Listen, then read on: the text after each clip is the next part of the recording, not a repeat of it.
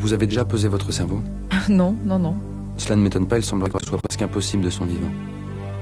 De toute façon, il y a toutes les chances pour que votre cerveau pèse quelque chose comme 1200 grammes. Ah bon? Et Stanwix, un cerveau de Stanwix, ça représente combien de grammes? Je ne sais pas exactement, quelques grammes de silicium. En fait, ce n'est pas très important, il n'y a pas de lien entre les données matérielles comme celle-ci et les mécanismes de la pensée.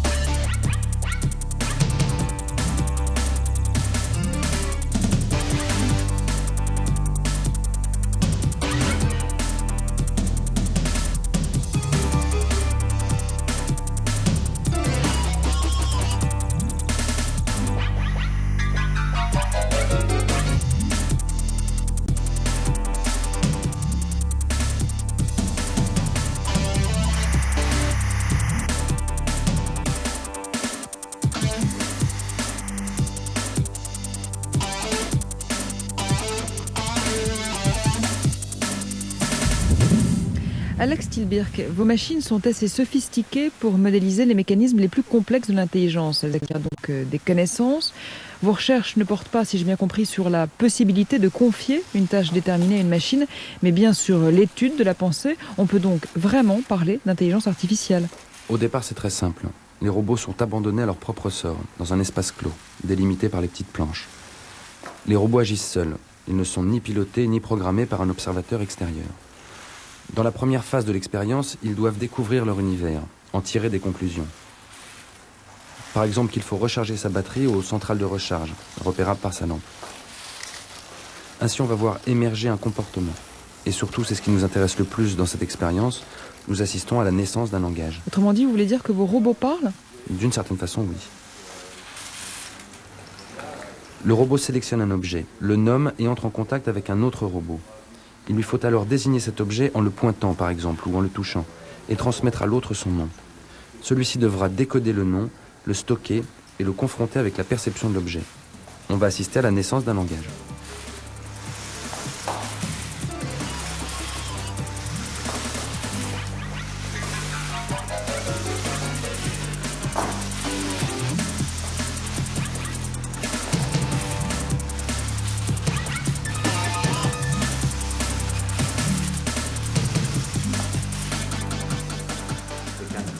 Mais vous êtes quand même à l'origine de ces comportements et de ces espèces de mots.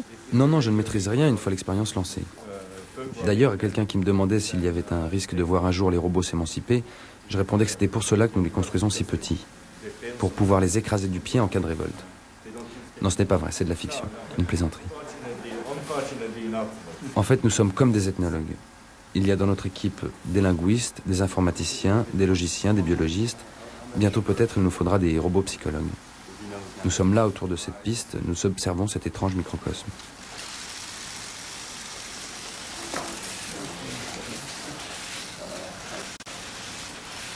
Mais concrètement, comment les robots peuvent-ils appréhender leur environnement? C'est la question importante. La complexité des situations traitées par le robot dépend de la finesse de la perception. Actuellement, ils sont équipés de capteurs d'infrarouge, d'émetteurs infrarouges, de capteurs de lumière et de capteurs sensitifs, une sorte de toucher. L'étape suivante, c'est de leur donner la vue. Et je vais laisser Annick, notre spécialiste de la vision artificielle, vous présenter l'œil qui équipera bientôt les robots. Vous voyez, il y a une petite caméra juste ici. Ici, c'est un boîtier qui reproduit les saccades oculaires. Ici, le boîtier électronique. Et ici, l'ordinateur qui traite toutes les informations requises par l'œil électronique. Voilà. Donc vous voyez, quand je bouge, la caméra suit le mouvement. Donc les premiers essais pour équiper les robots de vision intelligente ont été assez concluants. Nous allons donc passer à la phase suivante. Vous imaginez la quantité, la finesse des informations qu'il faut traiter, voir et analyser, et les efforts de modélisation nécessaires à une telle expérience.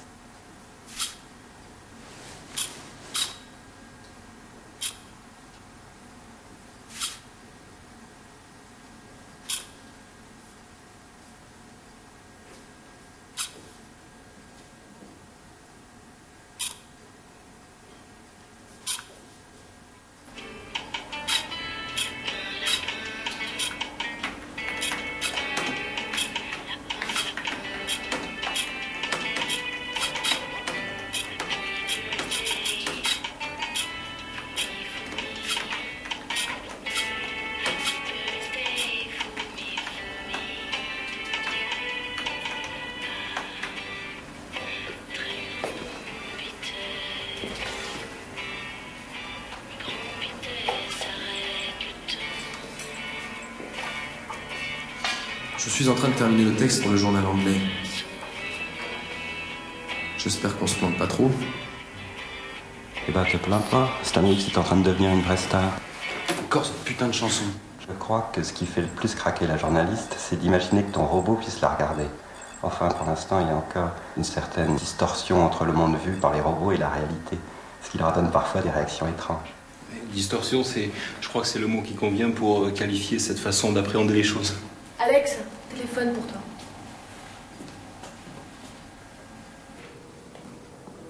Alex? Hey, souvenir. Toi, je te le donne pour 20 francs. Oui, j'ai un nouvel ami. Tiens. Il veut absolument me donner ma C'est cadeau silhouette. aujourd'hui. T'en veux pas? Non, il découpe des silhouettes. Je t'embrasse, Katerina, faut que j'y aille. Ok.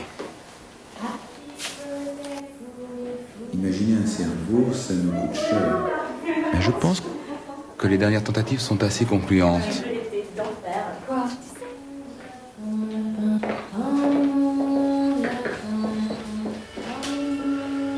Ça va?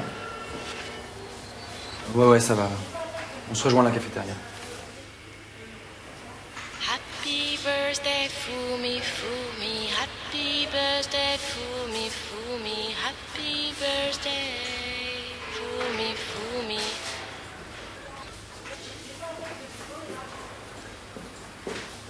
Fumi, Fumi. Où est passé?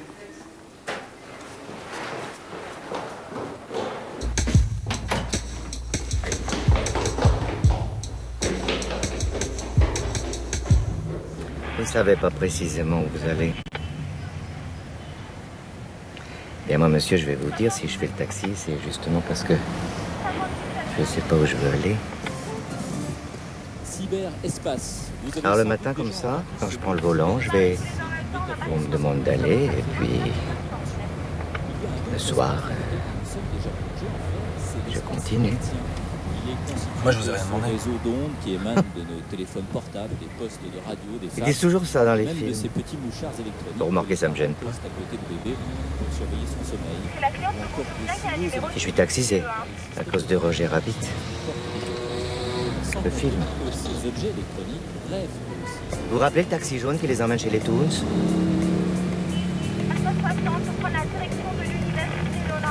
Regardez les gens. Ils sont plus déformes. Ils sont des Toons. Tiens. Là, c'est Jessica. Là, vous êtes où? En fait, vous êtes comme les autres.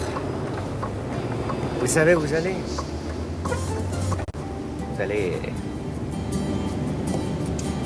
Arrêtez-moi là. Vous allez nulle part. Dans la main.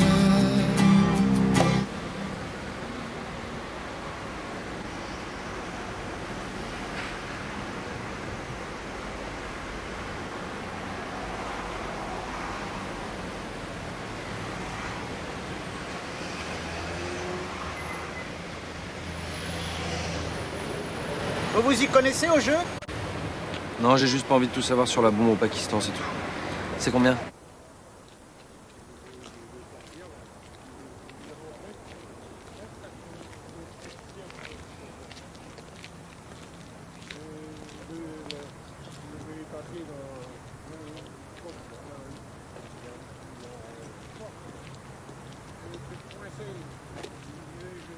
Toujours le contrôle du débat devant Gallos qui se rapproche à la corde de Mergueux, Gaïta Pont qui est en dehors, toujours suivi sur une quatrième ligne par le 7, Géolo Le Gris qui ne cesse de perdre des rangs, débordé maintenant presque par Gamal et Volets qui est en dehors. Pour sauter la ligne arrière, sprint lancé par le leader, c'est-à-dire Esteban en devant qui garde certes toujours un petit avantage sur Gallos qui lance sa poursuite, suivi même par Gaïta Pont qui vient troisième aux prises, lui-même avec Gay Valentin, distance encore de Géolo. La dernière Oé avec en tête toujours Destreval aux prises avec Gallos, gros faute du leader, c'est-à-dire Destreval qui maintenant est à la lutte avec Gallos. Destreval avec Gallos, ils sont à la lutte et sur le plat avec Destreval.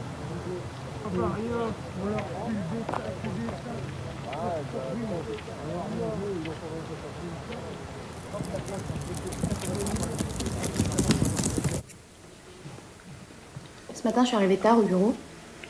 Et à midi, j'ai fait un tennis avec Jean. Tiens, j'ai lu ton horoscope ce matin. Ah bon? Et ta journée ressemble à ton horoscope.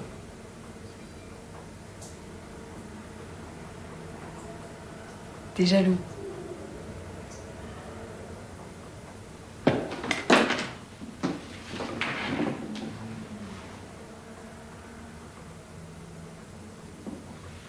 Qu'est-ce que tu peux être maladroit? Tu connais l'histoire de Barbara et Coco? C'est une histoire drôle de gorille. Non. Attends. C'est l'heure de cette émission.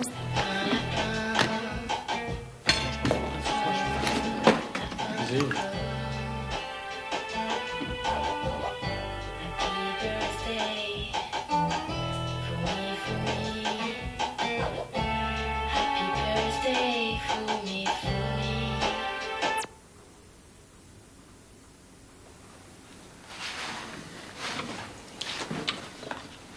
Je suis fatigué, je suis épuisé.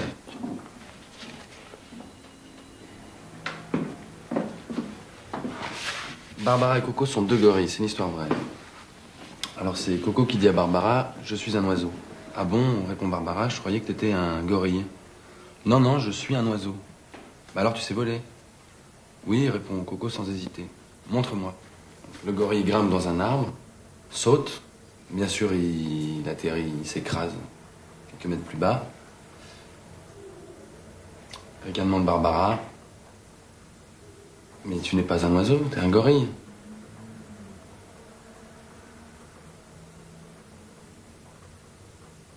Alors, Coco reprend ses esprits et dit non, non, non, non, je suis pas un gorille, je suis un oiseau. Mais un oiseau clown. C'est juste une façon de voir.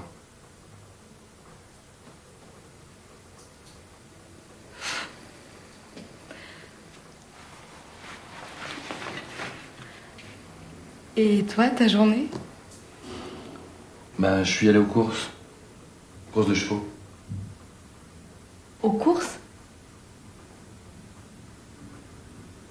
Mais t'es jamais allé aux courses de ta vie? Je te crois pas. Si, si, si, si. C'était très bien, c'était très cool.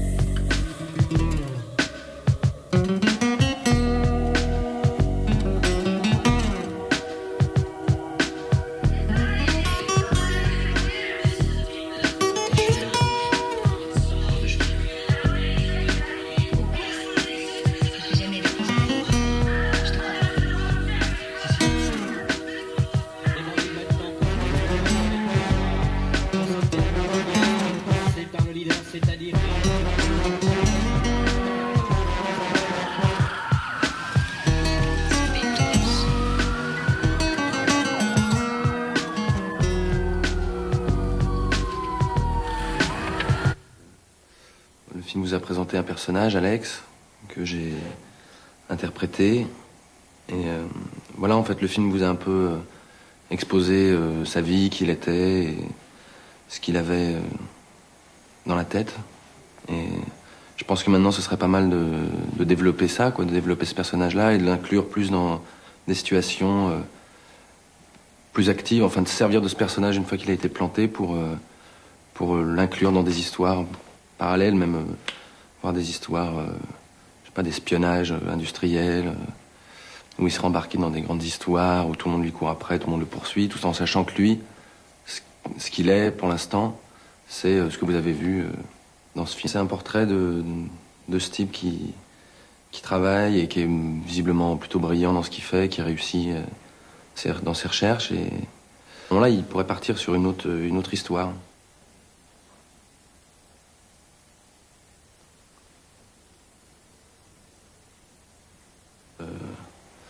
il rentre dans son bureau, il croise ses collaborateurs 1 et 2 et qui lui disent catastrophe, on a enlevé tous les robots. Donc à partir de là, il se met à la recherche des robots et pour les retrouver, il se fabrique une espèce de combinaison électronique qui lui fait avoir les mêmes réflexes que les robots qu'il a créés, un peu comme dans La Chèvre, avec Depardieu et Pierre Richard, où pour retrouver un personnage très maladroit, ils sont obligés d'engager un autre personnage très maladroit qui commet les mêmes conneries. Donc lui, il se fera une espèce de pack d'intelligence artificielle en mettant de côté à lui son esprit, quoi, son intelligence personnelle. Et il se guiderait comme ça lui-même avec sa machine. Voilà, et puis après, ça se détraquerait.